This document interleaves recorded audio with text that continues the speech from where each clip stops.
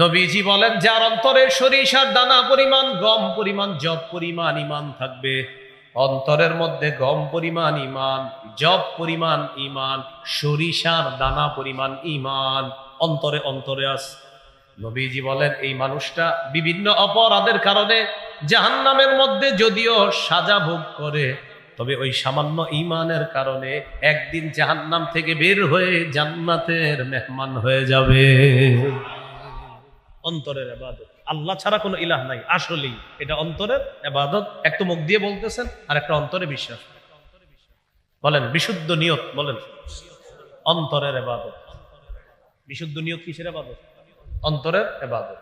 সহিহ বুখারীর 1 নম্বর হাদিস, قال رسول الله صلى الله عليه وسلم انما الاعمال بالنيات।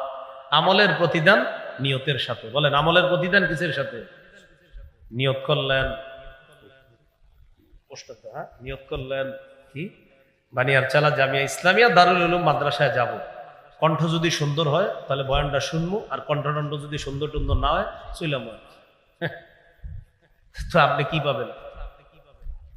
নিয়ত করে আসলেন, কণ্ঠটণ্ড সুন্দর হইলে প্রথমে বসমো, এই আব্দুর রহমান চল মাহফিলে যাই। তো কণ্ঠ যদি সুন্দর টুন্দর হয় বমু দুইজনে, আর যদি না হয় আমি তোর এইভাবে টোকা দেবো, বাস চলে যাবো। এই নিয়ত করে যদি কেউ আইসা থাকেন, নিয়তটা তাড়াতাড়ি পাল্টায় ফেলেন, তাড়াতাড়ি পাল্টায় ফেলেন, কিচ্ছু হবে না। আব্দুল্লাহ ইবনুল মুবারক রাহমাতুল্লাহি আলাইহি বলেন, রুব্বা আমালিন সগীরিন, ছোট ছোট আমল, ছোট ছোট আমল, ভালো আমল, ছোট ছোট ভালো আমল, তুআজ্জিমুহুন নিয়্যাহ, নিয়ত বিশুদ্ধ হওয়ার কারণে এটা বড় হয়ে যায়। রুব্বা আমালিন কাবীরিন তুসাগগিরুহুন নিয়্যাহ, বড় বড় অনেক আমল শুধু নিয়ত অশুদ্ধ হওয়ার কারণে একদম ছোট হয়ে যায়। আল্লাহ আমাদেরকে হেফাজত করেন। সবাই এই জায়গায় সুর শুনতে আসবো নাকি কোরআন? সুর না নূর? সুর না নূর? বলেন কোরআন সুন্নাহ নূর, কোরআন সুন্নাহ নূর। তাহলে মূল উদ্দেশ্য কি হবে? সুর না নূর? নূর। আল্লাহ আমাদেরকে বিশুদ্ধ নিয়তের সাথে এখানে বসে শেষ পর্যন্ত আলোচনা শুনে যেন আমরা যেতে পারি, আল্লাহ তৌফিক দান করুন। এই হলো বিশুদ্ধ নিয়ত, অন্তরের ইবাদত। ইখলাস, এটাও অন্তরের ইবাদত, আত্মিক ইবাদত। নাসাইর বর্ণনা 3140 নম্বর হাদিস, রাসূলুল্লাহ সাল্লাল্লাহু আলাইহি সাল্লামকে প্রশ্ন করা হলো, আরাআইতা রাজুলান গাযা ফি সাবিলিল্লাহি ইয়ালতামিসুল আজরা ওয়াজ যিকরা ফামা লাহু ইয়া রাসূলুল্লাহ। ইয়া রাসূলুল্লাহ, এক ব্যক্তি আল্লাহর রাস্তায় লড়াই করেছে, তার উদ্দেশ্য হলো দুইটা। 1 নাম্বার আল্লাহর কাছ থেকে সওয়াব কামাই করা, 2 নাম্বার মানুষ তাকে বলবে বড় মুজাহিদ, তাকে বলবে বড় বাহাদুর। এই 2 নিয়তে সে লড়াই করছে। 1 নাম্বার নিয়ত হলো আল্লাহর কাছ থেকে সওয়াব কামাই করা, 2 নাম্বার মানুষ যেন তাকে বাহবা দেয়, এই নিয়ত করা। 1 নাম্বার নিয়ত হলো আল্লাহর জন্য আমি ওয়াজ করতেছি, আল্লাহ যেন আমাকে প্রতিদান দেয়। 2য় নিয়ত হলো আমার নামটা যেন পুরা দুনিয়ার মধ্যে ছড়ায়া যায়। এটা হলো 2য় উদ্দেশ্য। হুজুর এই ব্যক্তি কি পাবে? আল্লাহ নবী বললেন, লা শাইআ লাহু, সে কিছুই পাবে না। বলেন সে কিছুই, আরো জোরে, সে কিছুই পাবে না। আদাহা সালাসা মাররাত, 3 বার প্রশ্নটা আবার করলেন। নবীজি বললেন, লা শাইআ লাহু, লা শাইআ লাহু, লা শাইআ লা, সে কিছুই পাবে না, সে কিছুই পাবে না, সে কিছুই পাবে না। সব আলোচকদের জন্য আপনারা দোয়া করেন, সবাই যেন আল্লাহরে খুশি করার জন্য ওয়াজ করে। কারণ যদি আলোচকের এই নিয়ত থাকে যে আমারে যেন বাংলাদেশের সবাই চিনে, পৃথিবীর সবাই চিনে, যদি আসলে এই নিয়ত থাকে তাহলে তো কিছুই হলো না। আরেকটা হলো আল্লাহ যদি প্রসিদ্ধ করে দেয়, সেটা এক বিষয়। আরেকটা হলো নিয়ত আমার না, না আমারে চিনুক জানুক, তাহলে কিছুই পাবে না। আল্লাহ হেফাজত করেন। এগুলো ইখলাস। নবীজি শেষে বলে, ইন্নাল্লাহা লা ইয়াকবালু মিনাল আমালি ইল্লা মা কানা লাহু খালিসা। আল্লাহ তাআলা কোনো আমল ততক্ষণ কবুল করেন না যতক্ষণ এটা ইখলাসের সাথে না হবে। যেন আজকে 2টা বাংলা শিখেন, এই 2টা বাংলা ছোট্ট শব্দ সারা জীবন মুখস্থ রাখবেন, আর আমার জন্য দোয়া করবেন। 2টা বাংলা বলেন আমার সাথে, খাঁটি বিশুদ্ধ। বাস এই 2টা 3 বার বলেন, খাঁটি বিশুদ্ধ। বলেন আবার, আবার, এবার আমার সাথে বলেন, ইখলাসের সাথে আমল করলে এই আমলকে খাঁটি আমল বলে। বিশুদ্ধ ভাবে আমল করলে, নবীর তরিকা অনুযায়ী আমল করলে সেই আমলকে বিশুদ্ধ আমল বলে। ইখলাসের সাথে আমল করলে খাঁটি আমল, নবীর তরিকা অনুযায়ী আমল করলে বিশুদ্ধ আমল। কোন আমল যদি খাঁটি এবং বিশুদ্ধ হয় সেই আমল সাথে সাথে আল্লাহ কবুল করে নেয়। বলেন খাঁটি বিশুদ্ধ, বলেন খাঁটি বিশুদ্ধ, খাঁটি বিশুদ্ধ। তাহলে আজকে এশার নামাজ পড়বো একটু পরে ইনশাল্লাহ, কাকে খুশি করার জন্য? তাহলে হবে এশার নামাজটা খাঁটি। আবার বলেন এশা পড়বো কাকে খুশি করার জন্য, তাহলে এশার নামাজটা কি হবে? কার তরিকা অনুযায়ী পড়বো, তাহলে এশার নামাজটা কি হবে? বিশুদ্ধ। তাহলে খাঁটি বিশুদ্ধ, খাঁটি বিশুদ্ধ। পুরা হজের সফরে আমি এই দুই শব্দ নিয়ে পড়াশোনা করছি, পুরা হজের সফরে, খাঁটি আর বিশুদ্ধ। এই দুই শব্দ নিয়ে 29 দিন হারামের লাইব্রেরিতে পড়াশোনা করছি, শুধু দুইটা শব্দ, খাঁটি বিশুদ্ধ। তো বুঝাইতে চাইলাম এই দুইটা শব্দ খুব মনে রাখা। আমি যা করব জীবনে এটা যেন খাঁটি হয়। মনে বলবেন তুই কি আল্লাহর জন্য করছস? জি জি জি, তাহলে খাঁটি। এবার বলবেন তরিকা অনুযায়ী করছো নবীর? না, তাহলে বিশুদ্ধ হলো না। আপনি আল্লাহকে খুশি করার জন্য কিছু কাজ করছেন, কারে খুশি করার জন্য? আল্লাহকে। তো করছেন, করার পর খাঁটি হলো। এশার নামাজ আপনি আবেগে 5 রাকাত করে ফেললেন, তাহলে বিশুদ্ধ হলো না। কি হলো না? খাঁটিও হতে হবে, বিশুদ্ধ হতে হবে। আল্লাহ কথাগুলো মনে রাখার তৌফিক দান করেন। এইগুলো আত্মিক ইবাদত। কয় মাধ্যমে ইবাদত করি ভুলে গেছে? কয় মাধ্যমে? 1 নাম্বার কি দিয়ে? এটাকে বলা হয় কি? আত্মিক ইবাদত। এবার আসেন, অন্তরের বিশুদ্ধ নিয়তের সাথে যদি শহীদ হওয়ার নিয়ত করেন, আসেন এই জায়গায় কারণ শহীদ হওয়ার নিয়ত আছে? সহিহ মুসলিমের বর্ণনা 1909 নম্বর হাদিস। قال رسول الله صلى الله عليه وسلم من سأل الله الشهادة بصدق, কোন ব্যক্তি যদি অন্তর থেকে শহীদ হওয়ার নিয়ত করে, আল্লাহ আমি আসলেই শহীদ হব এই নিয়ত করছে, বাল্লাগাহুল্লাহু মানাজিলাশ শুহাদা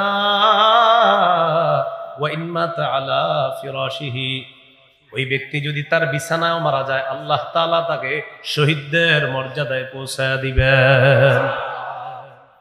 নিয়ত ওই কলবে কি আছে এটা আল্লাহ জানে। সহিহ বুখারীর বর্ণনা ৭৬০১ নম্বর হাদিস, ৭৫০১ নম্বর হাদিস। হাদিসটা হাদিসে কুদসি। আল্লাহ তাআলা বলেন, ইদা আরাদা আবদি আইয়ামালা সাইয়্যাতান ফালা তাকতুবুহা হাত্তা ইয়ামালাহা, কোন বান্দা যখন গুনাহের নিয়ত করে, আল্লাহ তাআলা বলেন ও ফেরেশতারা আমার বান্দা গুনাহটা না করা পর্যন্ত লেখো না, লেখো না। সুবহানাল্লাহ। কোন বান্দা যখন গুনাহের নিয়ত করে, আল্লাহ বলে আমার বান্দা গুনাহটা না করা পর্যন্ত গুনাহ লিখবা না। আমার আল্লাহ কত মহান, একবার চিন্তা করেন। আমি আপনি প্রকাশ্যে যত কাজ করি, যত কথা বলি, গোপনে যত কাজ করি, যত কথা বলি, যদি আল্লাহ পছন্দ করে বাস এটাই ইবাদত হয়ে যাবে। আপনারা এখন প্রকাশ্যে বয়ান শুনতেছেন, এটা একটা প্রকাশ্য আমল। আমি প্রকাশ্যে বয়ান করতেছি, এটা একটা প্রকাশ্য আমল। আমাদের এই 2 শ্রেণীর আমলটা যদি, আমার বলাটা আর আপনাদের শ্রবণ করাটা যদি আল্লাহ পছন্দ করেন, বাস আমাদের এই বলা আর শ্রবণ করা এটা ইবাদত হয়ে যাবে। এ হলো আজকের আলোচনার প্রথম আলোচনা। দ্বিতীয় আলোচনা, পবিত্র কোরআনে ইবাদতের ব্যাপারে মৌলিক কি বলা হয়েছে। পবিত্র কোরআনে ইবাদত বা দাসত্ব 2 প্রকার। 1 নম্বর আল উবুদিয়াতুল আম্মাহ, সাধারণ দাসত্ব।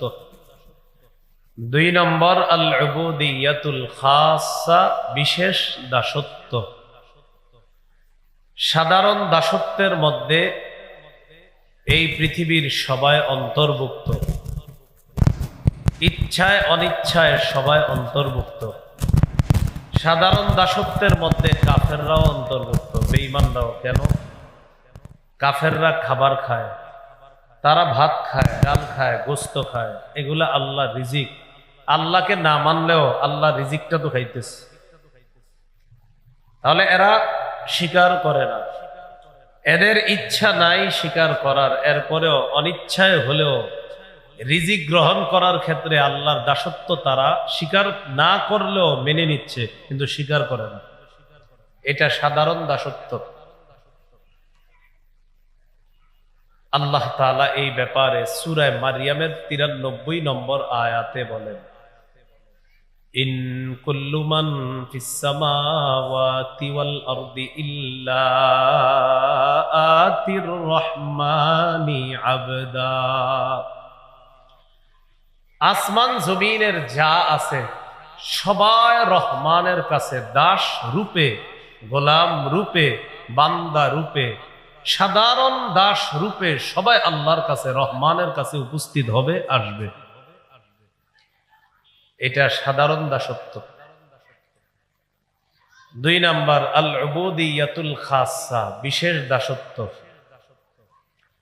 বিশেষ দাসত্বের মধ্যে সবাই অন্তর্ভুক্ত না, শুধু আল্লাহর বিশেষ বান্দারাই অন্তর্ভুক্ত।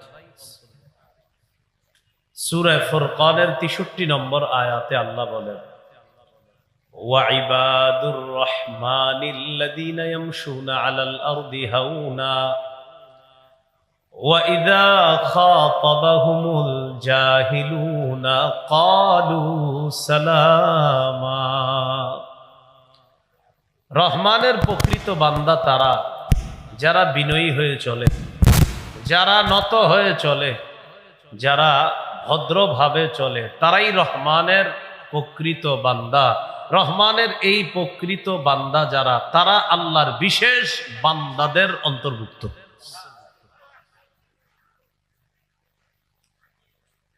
وَإِذَا خَاطَبَهُمُ الْجَاهِلُونَ قَالُوا سَلَامًا।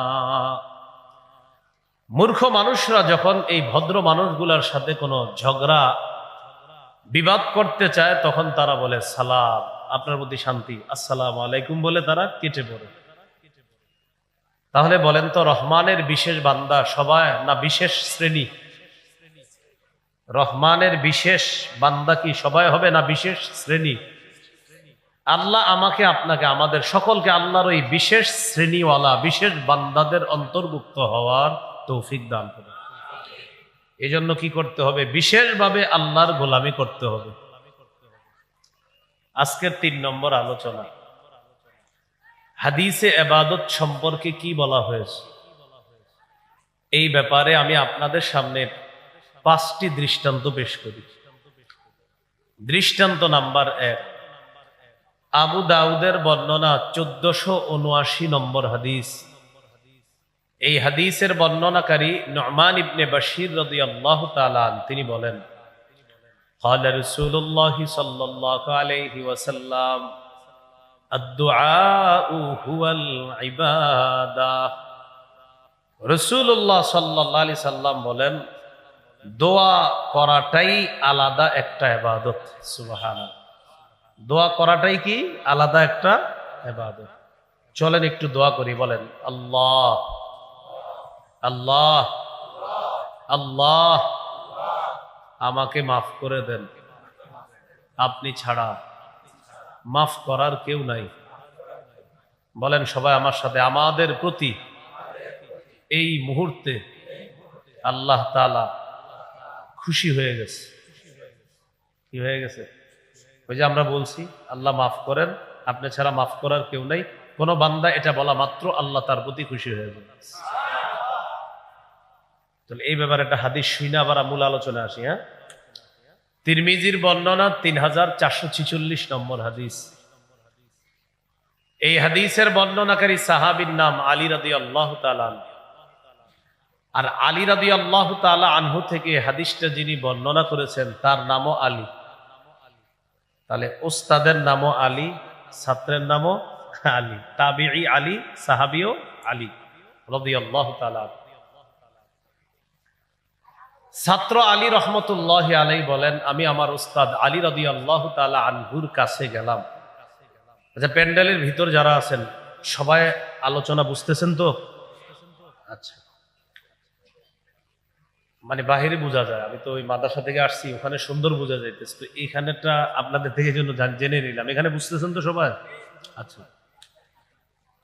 তো আলী রহমতুল্লাহ আলাই বলেন, আমি আলী রাদিয়াল্লাহু তাআলা আনহুর কাছে গেলাম। যাওয়ার পর আমার উস্তাদের কাছে আমি বসা। উতিয়াবি দাব্বা, আমার উস্তাদের কাছে একটি বাহন আনা হলো। ওই যুগের বাহন ঘোড়া, গাধা, খচ্চর, ওট। এই যুগের বাহন হেলিকপ্টার, বিমান, প্লেন, ট্রেন, বাস, মোটর সাইকেল, প্রাইভেট কার, এরপরে পানিপথে আছে লঞ্চ, স্টিমার, ট্রলার ইত্যাদি। ওই যুগের একটা বাহন আনা হলো হযরত আলী রাদিয়াল্লাহু তাআলা আনহুর সামনে। ফাওয়াদা রিজলাইহি ফির রিকাব। আলী রাদিয়াল্লাহু তাআলা আন তার দুই পা বাহনের পা দানিতে রাখলেন, যেখানে পা দিয়ে বাহনের উপর উঠতে হবে। পা দানিতে পা রাখার পর তিনি তিনবার বললেন, বলেন আমার সাথে, বিসমিল্লাহ, বিসমিল্লাহ, বিসমিল্লাহ। প্রিয় ভাইয়েরা, বলেন তো হযরত আলী রাদিয়াল্লাহু তাআলা আনহু বাহনের পাদানিতে পা রেখে কয়বার বিসমিল্লাহ বলছে? ফালাম্মাস্তাওয়া আলা যাহরিহা, তিনি যখন বাহনের পিঠে উঠে বসলেন তখন তিনি পড়লেন আলহামদুলিল্লাহ। এরপর তিনি যানবাহনে চলাচলের দোয়া পড়লেন, সুবহানাল্লাযী সাখখারা লানা হাযা ওয়া মা কুন্না লাহু মুকরিনিন ওয়া ইন্না ইলা রাব্বিনা লামুনকালিবুন। পারেন তো সবাই? হ্যাঁ, সবাই না, সবাই পারেন না তো মনে হয়। এটা শিখে নিবেন, এই দোয়াটা শিখে নিবেন। তাহলে পা দানিতে পা রেখে কয়বার বিসমিল্লাহ পড়লেন, পিঠে বসে কয়বার আলহামদুলিল্লাহ, এরপর দোয়া পড়লেন। দোয়া পড়ার পর তিনি তিনবার পড়লেন, পড়েন আলহামদুলিল্লাহ, আলহামদুলিল্লাহ, আলহামদুলিল্লাহ। এরপর তিনবার পড়লেন আল্লাহু আকবার, আল্লাহু আকবার, আল্লাহু আকবার। এরপর তিনি পড়লেন, পড়েন আমার সাথে, সুবহানাকা ইন্নী ক্বাদ যালামতু নাফসি ফাগফিরলি ফাইন্নাহু লা ইয়াগফিরুয যুনুবা ইল্লা আনতা। এটা পড়লেন। তাহলে বলেন তো, পাদানিতে পা রেখে কি পড়লেন, কয়বার? আমরা বাসের দরজায় পা রেখে তিনবার পড়বো, কি পড়েন তো? বিসমিল্লাহ, বিসমিল্লাহ। বাহনের পিঠে বসে তিনি কয়বার বললেন আলহামদুলিল্লাহ? আমরা বাসের সিটে বসে পড়বো আলহামদুলিল্লাহ। এরপর তিনি যানবাহনে চলাচলের দোয়া পড়লেন, আমরা এরপর পড়বো সুবহানাল্লাযী সাখখারা লানা হাযা ওয়া মা কুন্না লাহু মুকরিনিন ওয়া ইন্না ইলা রাব্বিনা লামুনকালিবুন। এটা বাসে আমরা সিটে বসে পড়লাম, পড়ার পর পড়বো আলহামদুলিল্লাহ, আলহামদুলিল্লাহ, আলহামদুলিল্লাহ। এরপর পড়বো আল্লাহু আকবার, আল্লাহু আকবার, আল্লাহু আকবার। এরপর পড়বো সুবহানাকা ইন্নী ক্বাদ যালামতু নাফসি ফাগফিরলি ফাইন্নাহু লা ইয়াগফিরুয যুনুবা ইল্লা আনতা। দোয়াটা যতদিন না শিখতে পারবো ততদিন বাংলায় বলবো, বলেন আমার সাথে, হে আল্লাহ, আমি আপনার পবিত্রতা বর্ণনা করছি। আমি নিজের উপর জুলুম করেছি, আমাকে আপনি মাফ করে দেন। আপনি ছাড়া মাফ করার কেউ নাই। এই দোয়াটি পড়ার পর বলেন, বলেন সবাই, এই দোয়াটি পড়ার পর একটা হাসি দিব, একটা হাসি দেন। হ্যাঁ আসলে তো একটা হাসি দেন, মাশাআল্লাহ। সাহাবী হযরত আলী থেকে এই হাদিস বর্ণনা করতেছে, যিনি তার নাম কি? আলী রহমতুল্লাহি আলাইহি বললেন, মিম্মা দাহিকতা ইয়া আমিরুল মুমিনিন। আমিরুল মুমিনিন দোয়া দুরূদ সব পড়লেন, পড়ার পর আপনি কেন হাসি দিলেন ব্যাপারটা বুঝি নাই। হযরত আলী হাসি দিস। আলী রাদিয়াল্লাহু তাআলা আন জবাব দিলেন, সনাতু রাআইতু রাসূলুল্লাহি সাল্লাল্লাহু আলাইহি ওয়াসাল্লাম সনাআ কামা সনাতু। আল্লাহ নবীকে আমি দেখেছি, আমি যা যা করেছি তা তা নবীকে করতে দেখেছি। সর্বশেষ দোয়া পড়ার পর আল্লাহ নবী একটা হাসি দিয়েছেন, তাই আমি আলী আমার নবীর সুন্নত পালন করার জন্য আমিও একটা হাসি দিলাম। আমি প্রশ্ন করেছিলাম, মিম্মা দাহিকতা ইয়া রাসূলুল্লাহ, তুমি যেমন আমাকে প্রশ্ন করলা আমি কেন হাসলাম, আমিও আল্লাহ নবীকে প্রশ্ন করেছিলাম, হুজুর আপনি কেন হাসলেন? নবীজি জবাব দিলেন, আলী ইন্নাল্লাহা লা ইয়াজাবু মিন আবদিহি ইযা ক্বালা আল্লাহুম্মা গফিরলি যামবি ফাগফিরলি ফাইন্নাহু লা ইয়াগফিরুদ যুনুবা গায়রুক। আলী, কোন বান্দা যখন বলে আল্লাহ আমাকে আপনি মাফ করে দেন, আপনি ছাড়া মাফ করার কেউ নাই, এটা বলা মাত্র আল্লাহ খুশি হয়ে যায়। আল্লাহর খুশির বিষয়টা মনে করে আমি নবী একটা হাসি দিলাম। এই জন্য এই দোয়া পড়ার পর এখন আমগো হাসতে হবে, যেহেতু এটা সুন্নত। পাশের সিটের ওই লোক আপনারা জিজ্ঞাসা করবে, ভাই আপনি হাসলেন কেন? বলবেন নবীজি হেসেছেন তাই আমি হেসেছি।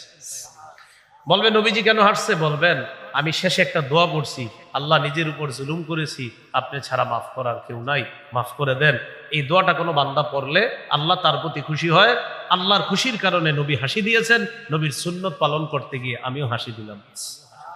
আপনিও একটা হাসি দেন। পাশে যে থাকবে এরও বলবেন, ভাই আপনি আগে বলেন আমার সাথে, তো বলাইবেন যে আপনি বলেন যে আমি নিজের উপর জুলুম করেছি, তো তিনি বলবে। বলার পর আপনি বলেন আল্লাহকে, আল্লাহ আমারে আপনি মাফ করেন। এরপরে তিনিও বলবে আল্লাহ মাফ করেন, আল্লাহ আপনি ছাড়া মাফ করার কেউ নাই। এটা বলানোর পর বলবেন, ভাই এবার আপনি একটা হাসি দেন। তো উনি হাসি দিবে। হাসি দেওয়ার পর বলবেন, আপনারে কেন হাসাইলাম জানেন? আপনি যখন আল্লাহকে বলছেন আল্লাহ আপনি আমাকে মাফ করেন, আপনি ছাড়া মাফ করার কেউ নাই, এই দোয়াটা পড়া মাত্র আল্লাহ আপনার প্রতি খুশি হয়ে গেছে। তো দোয়া ইবাদত, বলেন সবাই দোয়া, বলেন দোয়া ইবাদত।